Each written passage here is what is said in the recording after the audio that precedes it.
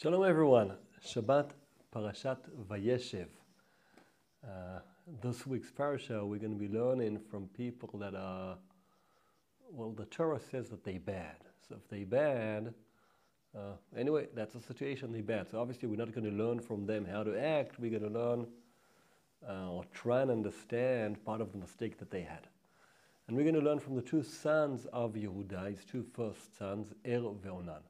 The Psukim describe that Yehuda finds a wife for and we'll just read fast through the Psukim, see what Rashi says on it, and see maybe something that we should be learning from here. Let's see how it goes. ויקח יהודה אישה לער בכורו ושמה תמר. Yehuda takes a wife for his oldest son, and she's called Tamar. ויער בכור אדוני רע בעיני אדוני וימיתהו אדוני. Is bad in God's eyes, and God kills him. How long did this take after the wedding? How did he die? We don't know any of that. We only know that he was bad in God's eyes, and God killed him. Yehuda sees that, and he says, okay, we need to continue Er's legacy, take care of Tamar also. So they do mitzvah ibum for the first time. ויאמר יהודה לעונן, בוא אל אשת אחיך, ויבם אותה, והקם זרע לאחיך. Tells Onan, come, marry Tamar, and the first son will be named after Er. וידע Onan כי לא יהיה הזרע.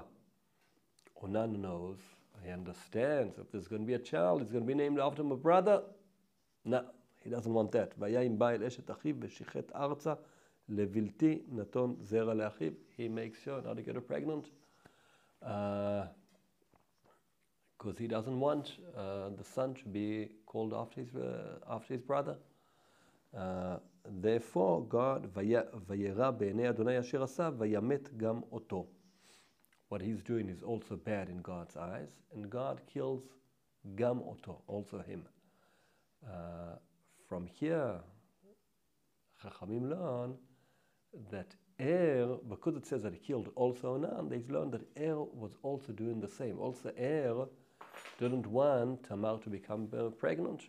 What was Er's problem with Tamar becoming pregnant? We understand Onan, he doesn't want the son to be named after his brother. He says, no, I want it to be not in for that. My brother, I don't know what they had beforehand. They probably didn't really love his brother. But anyway, that's a separate issue. But what's his problem? So Rashi says the following. כרעתו של אונן משחית זרעו, שנאמר, okay, because it says וימת גם אותו, and Rashi says, ולמה היה משחית זרעו? Why did not want Tamar to become pregnant? כדי שלא תתעבר ויכחיש יופייה. He doesn't want her to become pregnant, and therefore she won't be as beautiful as she is. See, marries Tamar. From here we see that she was a beautiful wife.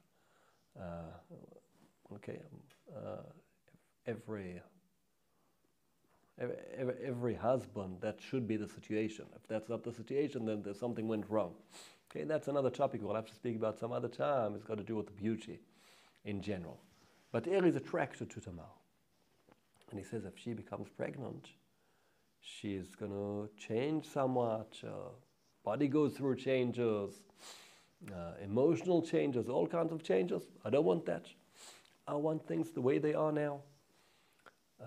That's got to do with that probably marries Tamar, and he sees this as another way of him enjoying life, having a good time in life. He's got a nice, pretty woman, and now he can satisfy himself also with his wife.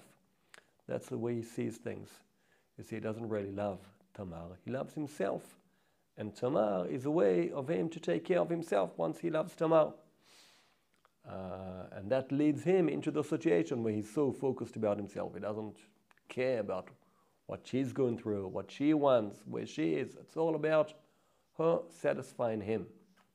That's a very, very basic mistake, unfortunately, many people have in this world, where people get married because they enjoy being with the other person.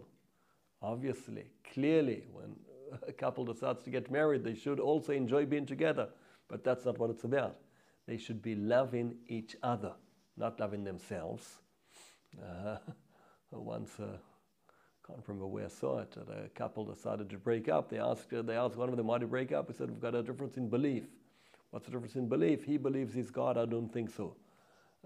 Sometimes people are so full of themselves that they don't realize there's another spouse there, and the other spouse, like the rest of the whole world, is just another form of entertainment or satisfaction for themselves.